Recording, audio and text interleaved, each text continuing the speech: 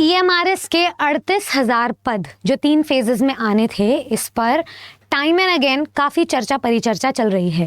Phase 1 के exam over होने के बाद अब फेज़ 2 और फेज़ 3 का इंतज़ार है। तो जो टोटल फेजेस थे और EMRS के डैशबोर्ड के हिसाब से कितनी अलॉटमेंट है, स्टूडेंट टू टीचर रेशियो क्या है, कौन से नए EMRS स्कूल्स का निर्माण हो रहा है, इन सब की चर्चा के बाद अब नए फेजेस की बात हो रही है। अब जो नेक्स्ट फेज़ आएगा उस पर कितने पद teaching plus non teaching posts पर अलॉट किए जाएंगे, कितने पोस्ट के अगेंस्ट वैकेंसीज रिलीज होंगी, इन सभी की चर्चा और डिस्कशन हम आज के सेशन में करेंगे विथ टेबल। तो याद रखिएगा, ये जो मैं आपको डेटा दे रही हूँ ये with calculation and thought through process है जो हम लोगों ने कैलकुलेट करा है, और इसकी जानकारी नोटिफिकेशन कब आएगा, एग्जाम कब होगा, ये हम आपको जब आप इस प्रोसेस को समझ लोगे तो फिर डिस्कस करेंगे। तो अंत तक एंड तक इस वीडियो को ज़रूर देखिएगा। सबसे पहले तो ये जो मैंने टाइटल में लिखा है ना 14,000 प्लस 14,000 पद, ये इसलिए लिखा हुआ है क्योंकि अभी 2 फेजेस बाकी हैं। तो 2 फेजेस में डिवाइडेड बाय 2 हम लगा करके चल रहे हैं कि हमारी वैकेंसी आने वाली है। अब ये जो 38,000 पद हैं ये टेबल वाइज कैसे फिल हो रहे हैं, प्रोमिनेंट हमारे लिए पोस्ट कौन कौन सी होंगी, कैसे प्रिपेयर करना, इस पर हम चर्चा करेंगे। तो देखिए, जब आप EMRS के डैशबोर्ड में जाएंगे ना, आपको जो हमारा टीचिंग पोस्ट है उसमें भी जो स्कूल मैनेजमेंट का स्टाफ होता है ना, उसका रेशियो दिया जाता है कि कितना है। यहाँ पे आपको बिल्डिंग स्टेटस दिया जाएगा, स्कूल्स कितने सैंक्शनड है वो दिया जाएगा, और अफिलिएशन टाइप दिया जाएगा कि कौन कौन से EMRS किस किस बोर्ड से अफिलिएटेड है। अभी तक जो हमारा फेज़ 1 का एग्जाम हुआ है उसमें टोटल पद 10,391 पद फिल हो चुके हैं। ठीक है, successfully upon its successful completion अब हमें देखना है कि यहाँ पर जो तीनों पोस्ट है इसके मैंने 38,000 पद दिखे यहाँ पे मेंशन किए हुए हैं, इनमें से क्या क्या फिल हो गया। तो लेवल वाइज मैं आपको बताती हूँ। यहाँ पर डेजिग्नेशन दिया हुआ है, अब डेजिग्नेशन में पे लेवल दिया हुआ है कि कौन सी पोस्ट का कितना ग्रेड पे लेवल होगा।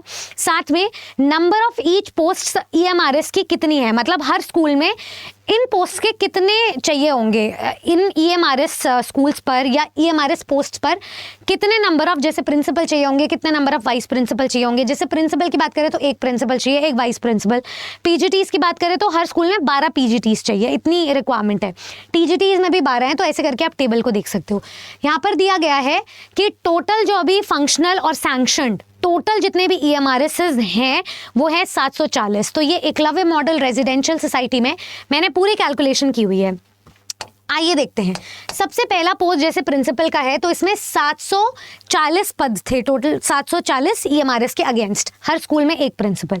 इनमें से हमारा अगर मैं कैलकुलेट करूं तो 303 पद पहले फेज में फिल हो चुके हैं, तो बचे कितने 437। ऐसे ही वाइस प्रिंसिपल की पोस्ट पे 740 पद, ऐसे ही PGTs की पोस्ट पर टोटल 8880 थे। वाइस प्रिंसिपल की पोस्ट पहले फेज में फिल नहीं हुई है, PGT में फिल हो गई थी, टोटल आने हैं 8880। इसमें से अभी तक फिल हो चुके हैं 2266, ठीक है, 2266। अब कितने बचे हुए हैं 4614। तो ऐसे माइनस करके हमने कैलकुलेशन निकाली है। जो हमारे TGT ट्रेन ग्रेजुएट टीचर्स हैं इनकी पोस्ट पर पद बचे हुए हैं बाकी 2 सीट्स, बाकी 2 फेजेस में 3220। ऐसे ही हमारे पास और बाकी फेजेस आ गए। लाइब्रेरियन की पोस्ट पर 371 पद बचे हुए आउट ऑफ 740। और आप रेशियो भी देख लेना कि कितने स्कूल में कितनी रिक्वायरमेंट रहेगी। ऐसे ही म्यूजिक टीचर के लिए 740 पद के अगेंस्ट अभी 420 पद बचे हुए बाकी 2 फेजेस में। ऐसे ही आर्ट टीचर में 298 पद बचे हुए हैं। फिजिकल एजुकेशन टीचर की बात करें तो 1480 टोटल पद आने थे, तो उसमें 814 ही अभी बचे हुए हैं, हमारे फिल हो चुके हैं यहाँ पर 666। ऐसे ही हॉस्टल वार्डन के लिए 1480 में से अभी 811 पद ही बचे हुए हैं, आप इसका स्क्रीनशॉट ले सकते हैं। 669 पद फिल हो चुके हैं। ऐसे ही स्टाफ नर्स के में अभी पूरा का पूरा ये फेज बचा हुआ है 740। अकाउंटेंट में 379 बचा हुआ है, यानी कि फिल कितने हो गए हैं 361 पद। साथ में अगर मैं केटरिंग असिस्टेंट की बात करूं पूरा फेज बचा हुआ है। सीनियर सेक्रेटेरिएट असिस्टेंट पूरा फेज बचा हुआ है। अगर मैं बात करूं जूनियर सेक्रेटेरिएट असिस्टेंट की तो इसमें 1480 में से अब 721 पद ही बचे हुए हैं, क्योंकि 759 पद फिल हो चुके हैं। साथ में अगर मैं बात करूं फॉलोड बाय कुक, ये पूरा फेज बचा हुआ है कुक का।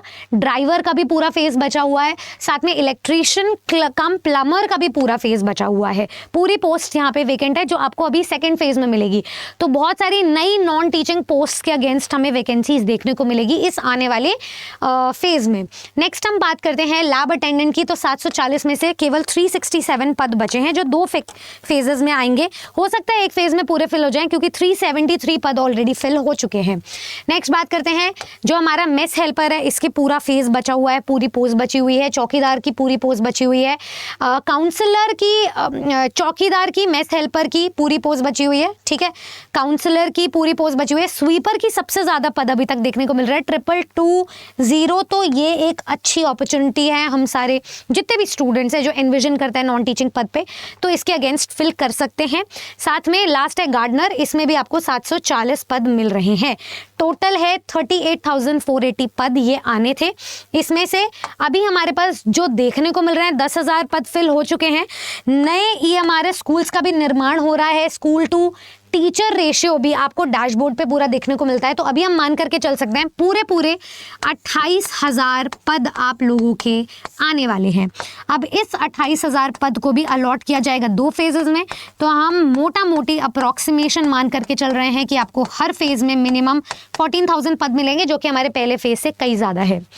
कुछ चीज़ें, कुछ मिथ्स हैं या कुछ मिसअंडरस्टैंडिंग्स हैं जो पहले फेज से हमें सीखने को मिली, जैसे कि लैंग्वेज कॉम्पिटेंसी टेस्ट को सीरियसली लेना, लैंग्वेज में अलग अलग क्वालिफाई करना, नेगेटिव मार्किंग को बीट करना, मोस्ट रिपीटेड क्वेश्चंस पर ध्यान देना, सब कुछ पढ़ना, उसमें से सुपरफिशियली एक क्वेश्चन का आंसर सॉल्व करना, उसमें समय कैसे बचाएं। तो ये सारी चीज़ों के लिए आपकी कमांड आपके सब्जेक्ट पर और साथ में जो आपका पेपर 1 होने वाला है उस पर होनी चाहिए। तो जितने भी स्टूडेंट्स हैं उन सबसे रिक्वेस्ट है कि आप please and please paper 1 plus paper 2 दोनों को सीरियसली लें। साथ में जो आपका लैंग्वेज कॉम्पिटेंसी टेस्ट है इसको बिल्कुल भी नेगेट ना करें, इसको बिल्कुल भी नेग्लेक्ट ना करें, क्योंकि 0.25 negative marking plus qualifying in nature, आप अपने सब्जेक्ट में कितने ही धुरंधर क्यों ना हो, अगर आपने पेपर 2 क्वालिफाई नहीं करा तो आप काफ़ी पीछे चले जाएंगे। अगर आपने लैंग्वेज क्वालिफाई नहीं करा तो आप मेरिट से बाहर हो चुके हैं।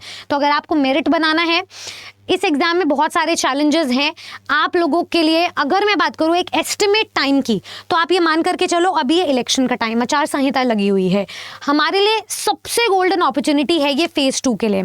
पिछली बार भी यही हुआ था, आपको 3 से 4 महीने का समय मिला था। जुलाई नोटिफिकेशन और आपका एग्जाम पहले अक्टूबर में होने वाला था, फिर स्ट्रेच होकर दिसंबर में हो गया था। तो इसका मतलब हमारे पास इस सेंट्रल वैकेंसी को ग्रैब करने का पूरा समय है।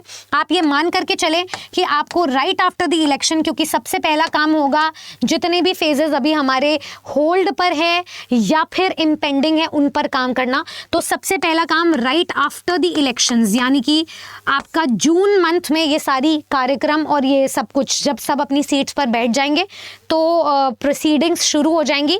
आप ये मान करके चलेंगे कि इतनी न्यूज़ इसके अराउंड स्प्रेड हो रही है तो जुलाई में आपका नोटिफिकेशन पक्का है। वही आपको 3 से 4 महीने का टाइम दिया जाएगा। 3 महीने आप अपनी तरफ से मान करके चलो, हम ये नहीं मान करके चलेंगे कि हर बार एक्सटेंड होता रहेगा डेट। तो अक्टूबर में हमारा एग्जाम हम मान करके चल सकते हैं, ठीक है। जो भी स्टूडेंट इस 3 महीने के लिए प्रेपरेशन करने को तैयार है वो जुलाई में भी पढ़ सकता है, लेकिन जिसने अपनी गलतियों से सीखा, जिसको पता है कि ये हमारा साल का सेकेंड हाफ बहुत गोल्डन है, स्टेलर है, हमें टीचर बनकर ही दिखाना है, तो वो अपनी तैयारी साथ साथ करें।